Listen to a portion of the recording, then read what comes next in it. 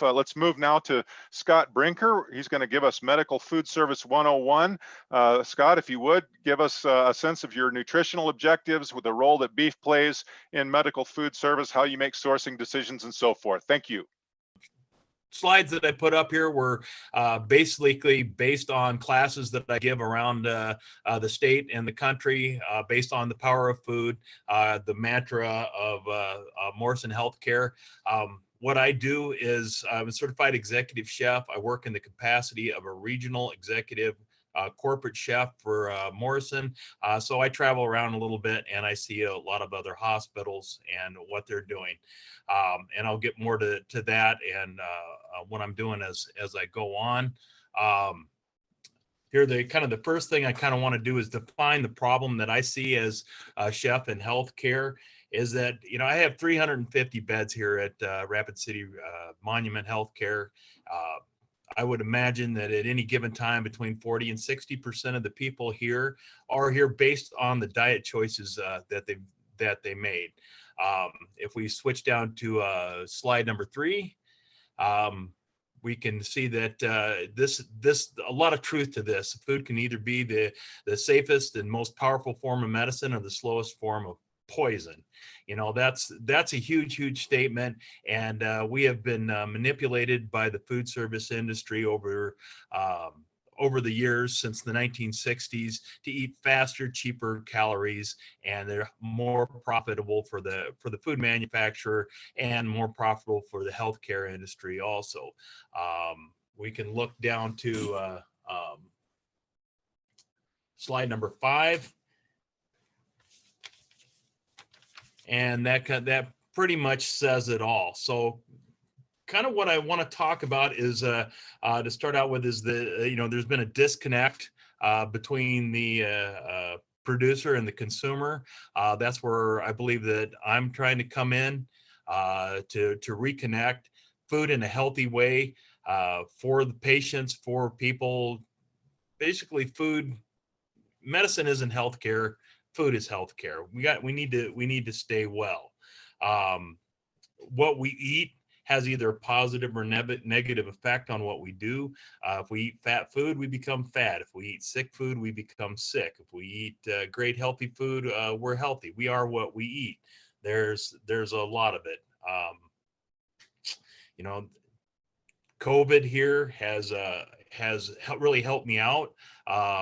8 years ago, when I started on this quest to reinvent, not necessarily reinvent, bring back the old-fashioned food. When we grew up, when I was a kid, we ate from the garden and we just called it food. Now they call it health food.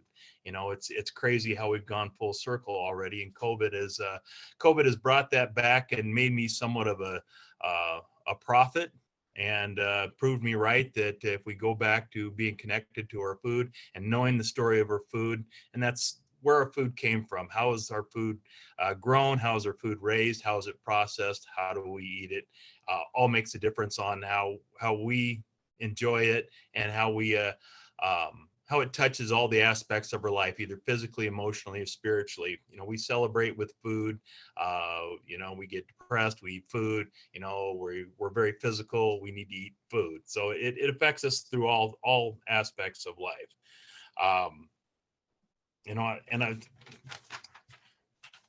Basically what I've done here through my classes and stuff and started this program is direct consumer, or a direct producer to the consumer, and getting people back in touch with the food, cooking food. It doesn't, health food, there's a million different diets out there. We can look at them, but every one of them kind of pops up with the same thing. There's some sort of deficiency, some sort of vitamin deficiency, mineral deficiency that causes adverse health effects. We need to get rid of that. There's nothing more satisfying than a big piece of beef on your plate. But now we're kind of getting to a point where we need to look at portion control. We need to look at where the beef came from, what the beef ate, And how does that turn into what we need to do here? So the process, to kind of skip over a lot of those details, the process has gained a lot of traction. 3 years ago, I was brought into the Morrison family and shared my process with them. It aligned very well with where they wanted to be. And now at this point, I've just been assigned a different job role to go forward and share all this. So kind of the directive that the VP of Culinary gave me about 2 weeks ago was to directly quote him. He said, go out amongst your accounts, change all that you touch and make it right, make them like you. So this is, kind of what I want to get at as the core of what we're doing here, is kind of talk to everybody out there in the production world of what the demand is fixing to look like for you.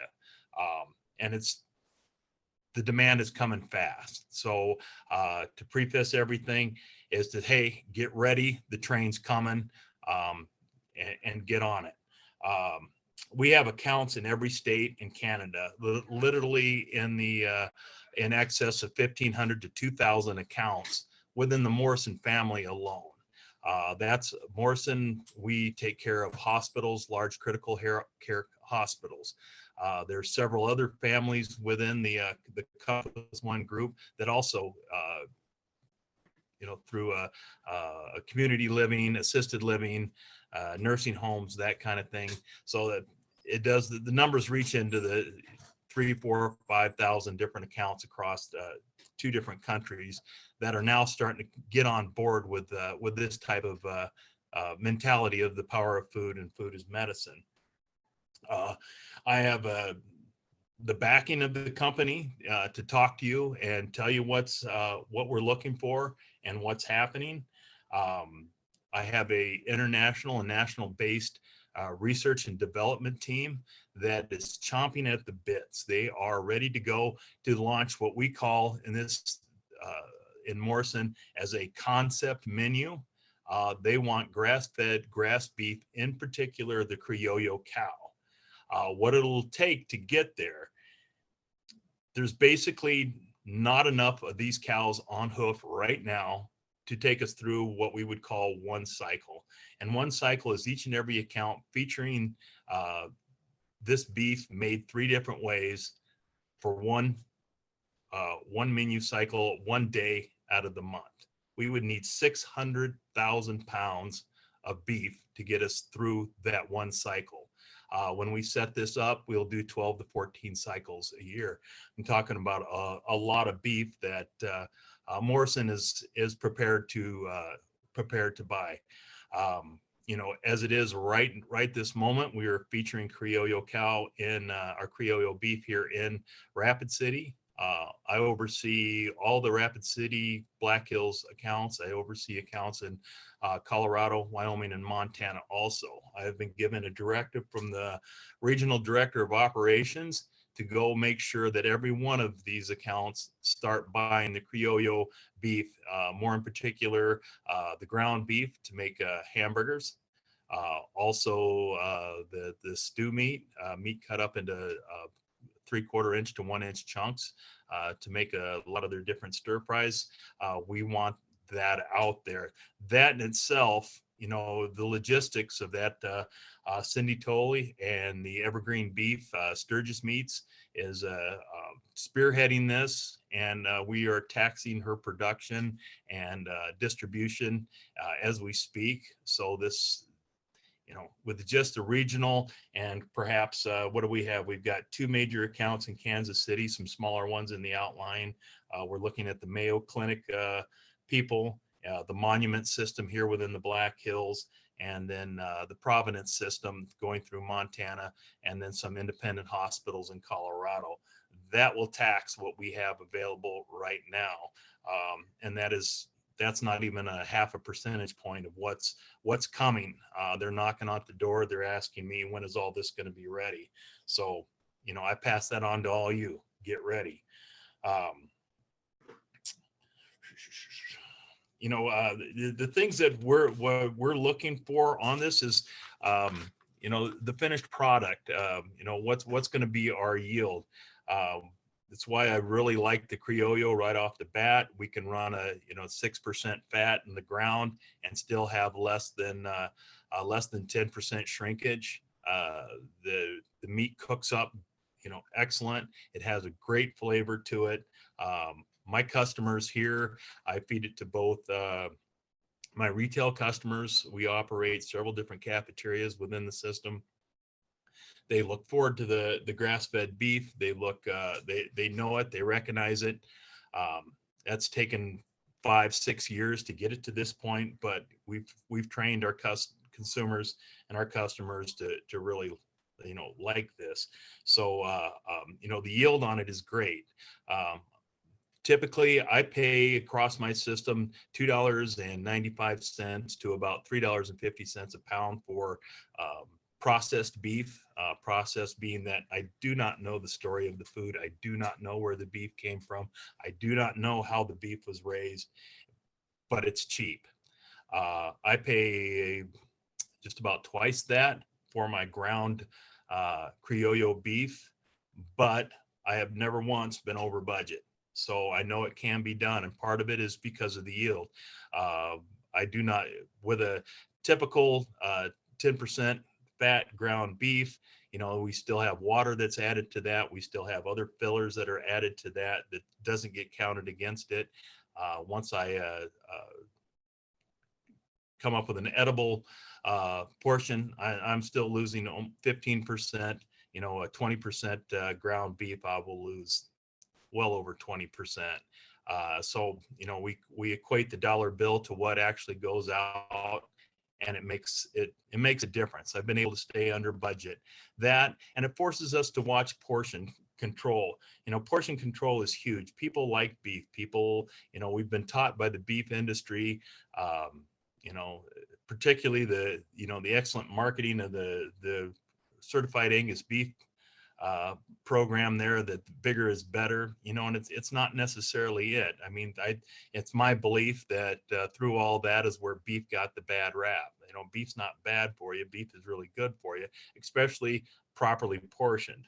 So, why that makes a big difference with the Criollo. We do a lot of single cuts, some sirloin steaks on the menu, sirloin steaks to the patients here, and a good 4 or 5 ounce sirloin is plenty, and it looks good on the plate. It's great.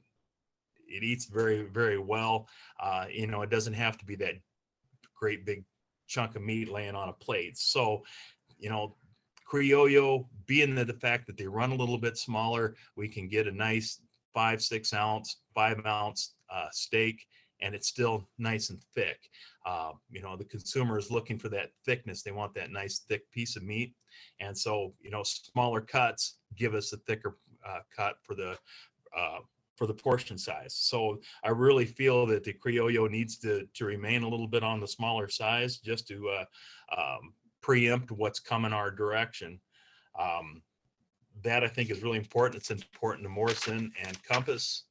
Kind of looking over here to see if I'm really missing anything. The big thing is,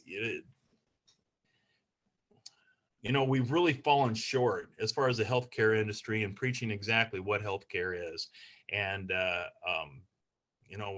we've complained it's become a national issue about the cost of healthcare, yet we still keep doing what we did to get there, eating the high manufactured foods, highly processed foods, and not knowing the story of the food.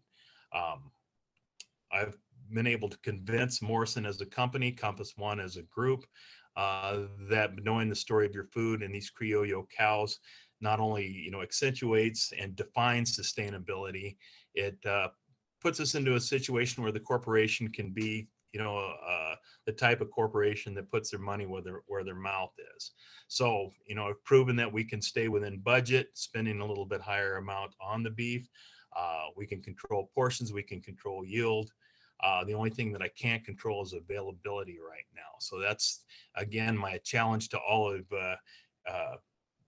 you out there with the big brain buckets for beef is figure out how we can get these cows out and about, proliferate the herd, and then it'll be up to us to figure out how to distribute and process and get it to all the hospitals and the patients that are eagerly awaiting for this type of food to get out there.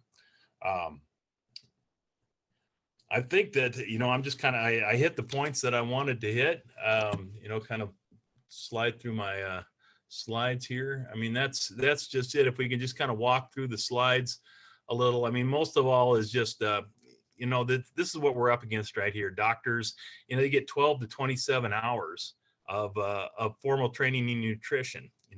Our doctors, the guys that are up there,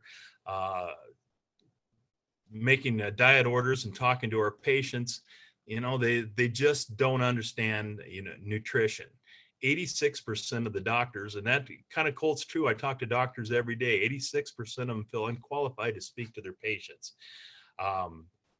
You compare that to how much they get inundated and basically manipulated with is, hours being preached by the pharmaceutical companies on which drugs to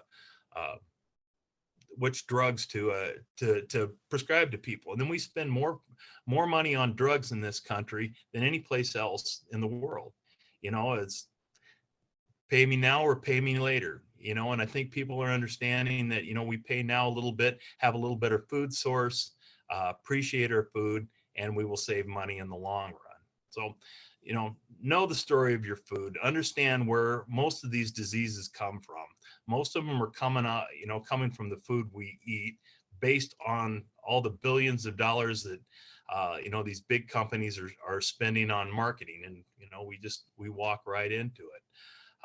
Pharmaceutical companies spent $3.5 billion a year, or, in the year, it would have been 2019 when I wrote this, $3.5 billion a year advertising and lobbying the farmers, and $151 billion gets spent nationally on food advertising.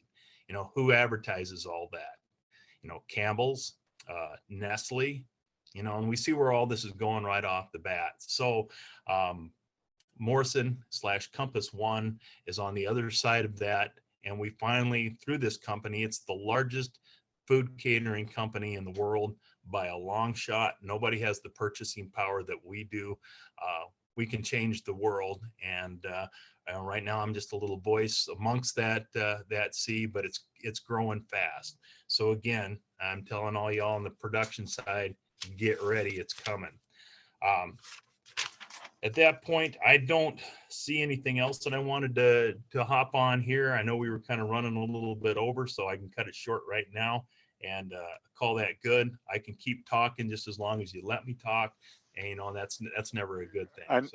Scott, this has been super helpful.